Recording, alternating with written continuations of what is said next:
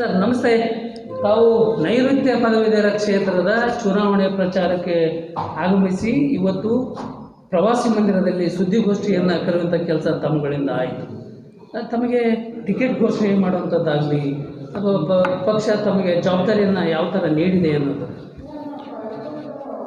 ನಾನು KPCC ವಕ್ತಾರನಾಗಿದ್ದೇನೆ. ಸಹಜವಾದಂಥ ಆಕಾಂಕ್ಷಿ ನಾನು.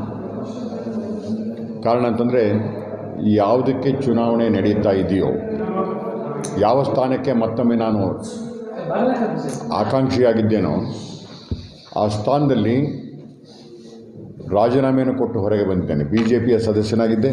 ಆ ಪಕ್ಷವನ್ನು ಬಿಡುವಾಗ ಆ ಶಾಸಕ ಸ್ಥಾನಕ್ಕೆ ರಾಜೀನಾಮೆಯನ್ನು ಕೊಟ್ಟು ಬಂದಂತಂದಿದ್ದೇನೆ.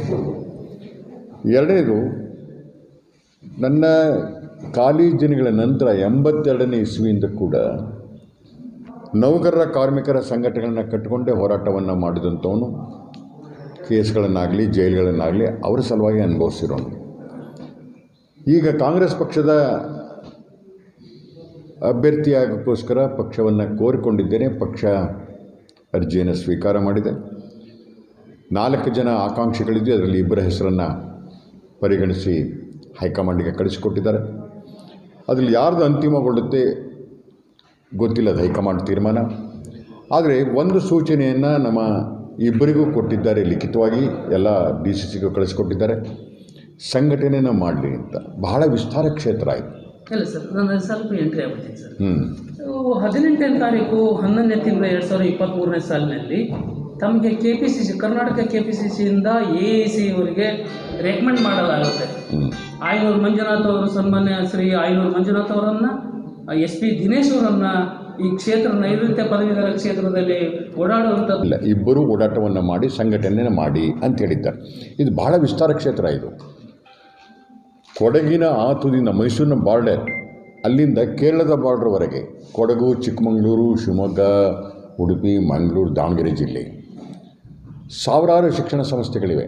ಹಾಗಾಗಿ ಇಬ್ಬರು ಒಂದೇ ಕಡೆ ಹೋದರೆ ಇರೋ ಕಾಲಾವಧಿ ಭಾಳ ಕಡಿಮೆ ಇದೆ. ಹಾಗಾಗಿ ಅವರೊಂದು ದಿಕ್ಕಿನಿಂದ ಮತ್ತು ನಾನೊಂದು ದಿಕ್ಕಿನಿಂದ, ಮತ್ತು ಅವ್ರು ಹೋದ ಕಡೆ ಮತ್ತು ನಾನು 2ನೇ ರೌಂಡು, ಒಟ್ಟಾರೆ 42 ವರ್ಷಗಳಿಂದ ಸತತವಾಗಿ ಇಲ್ಲಿ ಕಾಂಗ್ರೆಸ್ ಗೆಲ್ಲಕ್ಕೆ ಸಾಧ್ಯ ಆಗಿಲ್ಲ. BJP ಗೆದ್ದಿದೆ. ಈ ಬಾರಿ ಗೆಲುವನ್ನು ಅವರ ಕೈಯಿಂದ ಕಸಿದುಕೊಳ್ಳಬೇಕು ಅನ್ನೋ ಹಿನ್ನೆಲೆಯಲ್ಲಿ ಅವರು ಓಡಾಟವನ್ನು ಮಾಡ್ತಾಯಿದ್ದಾರೆ, ಪ್ರಯತ್ನ ಮಾಡ್ತಾರೆ. ನಾವು ಒಂದು ಕಡೆಯಿಂದ ಮಾಡ್ತಾಯಿದ್ದೀವಿ. ಯುದ್ಧವನ್ನು ಗೆಲ್ಲುವಾಗ ಯಾರ್ಯಾರು ಯಾವ್ಯಾವ ದಿಕ್ಕಿನಿಂದ ದಾಳಿ ಮಾಡಬೇಕು ಆ ದಾಳಿ ಕೆಲಸವನ್ನು ನಾವು ಮಾಡ್ತಾಯಿದ್ದೇವೆ. ಈ ಹಿಂದೆ SP ದಿನೇಶ್ ಅವರು ಕಾಂಗ್ರೆಸ್ ಪಕ್ಷದಿಂದ ಅಭ್ಯರ್ಥಿಯಾಗಿ ಆ ಸೋಲುವನ್ನು ಉಣ್ಣುವಂಥ ಕೆಲಸ ತಾವುಗಳು ಕೂಡ ಮಾಡಿದ್ರಿ. BJP ಪಕ್ಷದಲ್ಲಿ ಅವತ್ತು MLC ಆಗಿ ಕೂಡ ಆಯ್ಕೆ ಆದರೆ, ಈಗ ಒಂದೇ ಪಕ್ಷದಲ್ಲಿ 2 ಇದೆಯಲ್ಲ, ಸೇರೋದಿದೆಯಲ್ಲ, ಅದು ಒಂದು ವಿಚಿತ್ರ ಸಂಘಟನೆ. ಅಂದರೆ ಘಟನೆ ಸಂಭವಿಸ್ಬೋದ ಅಂತ? ಇಲ್ಲ, ತುಂಗಾ ಭದ್ರಾ ಬೇರೆ ಬೇರೆ ಇದ್ದು ಈಗ ಒಟ್ಟಾಗೆ ಸೇರಿದಾಗ ಸ್ವಲ್ಪ ಹೊತ್ತು 2 ನದಿಗಳ ಬಣ್ಣ ಬೇರೆ ಇರುತ್ತೆ. ಹಾಗಾಗಿ ನಿಮಗೆ ಬೇರೆ ಕಾಣ್ತಾ ಇದೆ. ಈಗ ಅವ್ರು ಬೇರೆ, ನಾನು ಬೇರೆ. ಸ್ವಲ್ಪ ದೂರ ಹೋದ ಮೇಲೆ ಅವೆರಡೂ ಮಿಳಿತವಾಗ್ತವೆ, ಒಂದೇ ಬಣ್ಣಕ್ಕೆ ಬರುತ್ತೆ. ಇಲ್ಲಿ ಅಂತಿಮವಾಗಿ ವಿಧಾನ ಪರಿಷತ್ತೊಳಗೆ ಕಾಂಗ್ರೆಸ್ ಪಕ್ಷಕ್ಕೆ ಇನ್ನೂ ಬಹುಮತ ಬಂದಿಲ್ಲ. BJP ಮತ್ತು JDS ಮಾತ್ರ ಸೇರಿದೆ.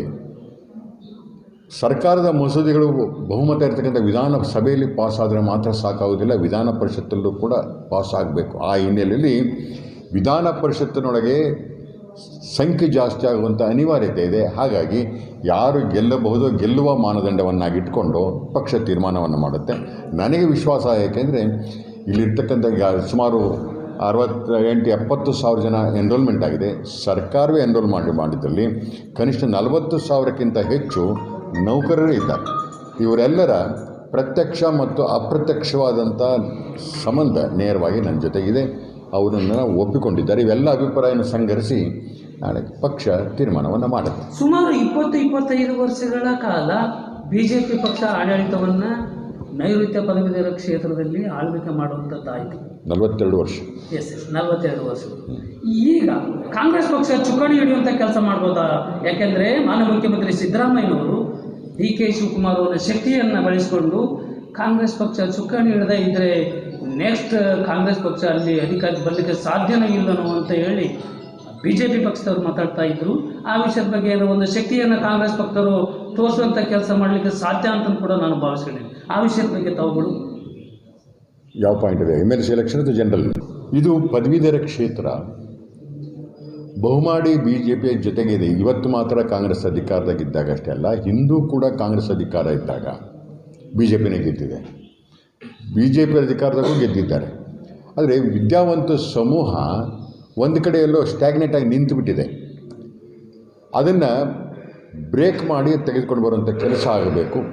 ಇತ್ತೀಚೆಗೆ ವಿದ್ಯಾವಂತ ಸಮೂಹ ಕಾಂಗ್ರೆಸ್ ಕಡೆ ಚಲಿಸ್ತಾ ಇರೋದು ಮೊನ್ನೆ ವಿಧಾನಸಭೆ ಚುನಾವಣೆಯ ಸಂದರ್ಭದಲ್ಲಿ ಗೊತ್ತಾಗಿದೆ.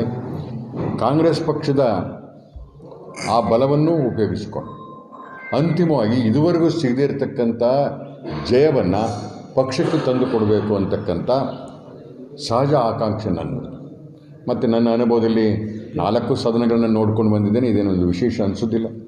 ಲೋಕಸಭಾ ಸದಸ್ಯನಾಗಿದ್ದೇನೆ, ರಾಜ್ಯಸಭಾ ಸದಸ್ಯನಾಗಿದ್ದೇನೆ, ವಿಧಾನಸಭೆಯ ಸದಸ್ಯನೂ ಆಗಿದ್ದೇನೆ, ವಿಧಾನ ಪರಿಷತ್ತು ಆಗಿದ್ದೇನೆ. 4 ಸದನಗಳ ಅನುಭವದ ಹಿನ್ನೆಲೆಯಲ್ಲಿ ಸುಮಾರು 10 ಸಾರ್ವತ್ರಿಕ ಜನರಲ್ ಚುನಾವಣೆಗಳನ್ನ ಮಾಡಿದ ಅನುಭವದ ಹಿನ್ನೆಲೆಯಲ್ಲಿ ಗೆಲುವು ಸೋಲುಗಳನ್ನ ಅನುಭವಿಸಿರೋದ್ರಿಂದ ಅವೆಲ್ಲ ಅನುಭವಗಳನ್ನ ಆಧರಿಸಿ 42 ವರ್ಷ ಯಾವುದು ಕಾಂಗ್ರೆಸ್ ಪಕ್ಷದ ಕೈಲಿಲ್ವೋ ಅದನ್ನು ತೆಗೆದುಕೊಂಡು ಬರೋಂಥ ಸರ್ವ ಪ್ರಯತ್ನವನ್ನು ಮಾಡಿ ಯಶಸ್ವಿ ಆಗ್ತೀನಿ ಅಂತಕ್ಕಂಥ ನಂಬಿಕೆ ನಂದು. ಈ ಸಂದರ್ಭದಲ್ಲಿ ಸುಮಾರು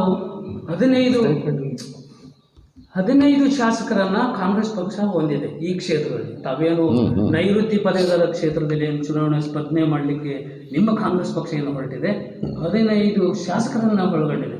ಯಾಕಂದ್ರೆ ಮೋಸ್ಟ್ಲಿ ಗೆಲುವಿಗೆ ಮೋಸ್ಟ್ಲಿ ಈಸಿ ಆಗ್ತದೆ ಅಂತ ಕೂಡ ನಾನು ಭಾವಿಸ್ಕೊಂಡಿದ್ದೆ. ಅದನ್ನು ಯೂಟಿಲೈಸ್ ಮಾಡ್ಕೊಳ್ಳೋದು ತಮಗೆ ಬಿಟ್ಟಿರೋದು, ಅದಕ್ಕೆ ಏನು ಹೇಳ್ಬೋದು?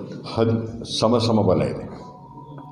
30 ವಿಧಾನಸಭೆಗಳಲ್ಲಿ 15 ಕಾಂಗ್ರೆಸ್, 14 BJP, 1 JDS. ಅಂದರೆ ಸಮಬಲ ಇದೆ.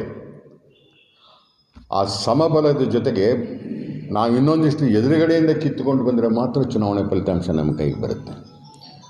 ಮತ್ತು ಇದು ಚಿಹ್ನೆ ರಹಿತವಾದಂಥ ಪಕ್ಷದ ಬೇಸ್ಮೆಂಟ್ ಇದ್ದರೂ ಕೂಡ ಚುನಾವಣೆಯಲ್ಲಿ ಚಿಹ್ನೆ ಇಲ್ಲ. ಹಾಗಾಗಿ ಮತದಾರರಿಗೆ ವ್ಯಕ್ತಿಯ ಪರಿಚಯದ ಆಧಾರದ ಮೂಲಕ ವ್ಯಕ್ತಿ ಎಷ್ಟು ಸಮರ್ಥ ಇದ್ದಾನೆ ಇಲ್ಲ ಅನ್ನೋಂಥ ಹಿನ್ನೆಲೆಯಲ್ಲಿ ಪಕ್ಷದ ಶಕ್ತಿಯನ್ನು ಆ ವ್ಯಕ್ತಿಯ ಶಕ್ತಿಯನ್ನು ಎರಡನ್ನೂ ಸಮೀಕರಿಸಿ ಗೆಲುವನ್ನು ಪಡ್ಕೊಳ್ಬೇಕಾಗತ್ತೆ. ಕಾಂಗ್ರೆಸ್ಸು 14 ಸ್ಥಾನದಲ್ಲಿರುವಂಥದ್ದು ಕೂಡ 15 ಸ್ಥಾನದಲ್ಲಿರೋದು ಕೂಡ ಇಲ್ಲಿ ಒಂದು ಪ್ಲಸ್ ಪಾಯಿಂಟ್ ಇದೆ. ಈ ಪದವೀಧರ ಕ್ಷೇತ್ರದಲ್ಲಿ ತಮಗೆ ಮತ ಚಲಾಯಿಸುವಂಥ ನೋಂದಣಿ ಮಾಡಿದಂಥ ವಿದ್ಯಾವಂತರಿಗೆ ತಾವನ್ನು ಏನನ್ನು ಹೇಳಲಿಕ್ಕೆ ಬಯಸ್ತೀರಿ ಅಂತ?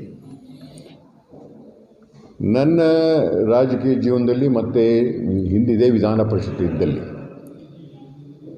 ಸಮೂಹದ ಹಿತ, ನೌಕರರ ಇರಬಹುದು, ಶಿಕ್ಷಕರಿರ್ಬೋದು, ಸರ್ಕಾರಿ ನೌಕರರು, ಖಾಸಗಿ ಯಾರೇ ಇರಲಿ, ಅವರಿಗೆ ಅನ್ಯಾಯ ಆಗುತ್ತೆ ಅಂತಂದಾಗ ನಾನು ಗಟ್ಟಿಯಾಗಿ ನಮ್ಮದೇ ಸರ್ಕಾರದ ವಿರುದ್ಧ ನಿಂತು ಹೋರಾಟವನ್ನು ಮಾಡಿ ನ್ಯಾಯವನ್ನು ಕೊಡಿಸಿದ್ದೇನೆ. ಹೇಗೆ ನಾನು ಪಕ್ಷಕ್ಕೆ ನಿಷ್ಠನೋ ಅದೇ ರೀತಿ ನಾನು ಕೊಟ್ಟಂಥ ಮತದಾರರಿಗೂ ನಾನು ಅಷ್ಟೇ ನಿಷ್ಠನಾಗಿದ್ದೇನೆ. ಅವೆರಡನ್ನೂ ಸಮತೋಲನ ಮಾಡಿಕೊಂಡು ಅಂತಿಮವಾಗಿ ದುಡಿದು ತಿಂತಕ್ಕಂಥ ಈ ಸಮೂಹ, ಈ ವರ್ಗಕ್ಕೆ ನ್ಯಾಯವನ್ನು ಕೊಡಿಸೋಕ್ಕೋಸ್ಕರ ನಾನು ಪ್ರತಿನಿಧಿ ಆಗೋಕ್ಕೆ ಬಯಸಿರುವಂಥದ್ದು. ಹಾಗಾಗಿ ಆ ಸಂದರ್ಭ ನೌಕರರು ನನ್ನ ಮೇಲೆ ವಿಶ್ವಾಸವನ್ನಿಡಿ ಯಾವುದೇ ಸಂದರ್ಭದಲ್ಲಿ ತಮಗೆ ಅನ್ಯಾಯ ಆಗುತ್ತದೆ ಅಂತಾದಾಗ ನಿಮ್ಮ ಪರವಾಗಿ ನಿಂತು ಬಡಿದಾಡ್ತೇನೆ, ಹಿಂದೆ ಕೂಡ ಬಡಿದಾಡಿದ್ದು ತಾವು ನೋಡಿದ್ದೀರಿ ಅನ್ನೋಂಥ ಮಾತನ್ನು ಈ ಸಂದರ್ಭದಲ್ಲಿ ಹೇಳ್ತೀನಿ.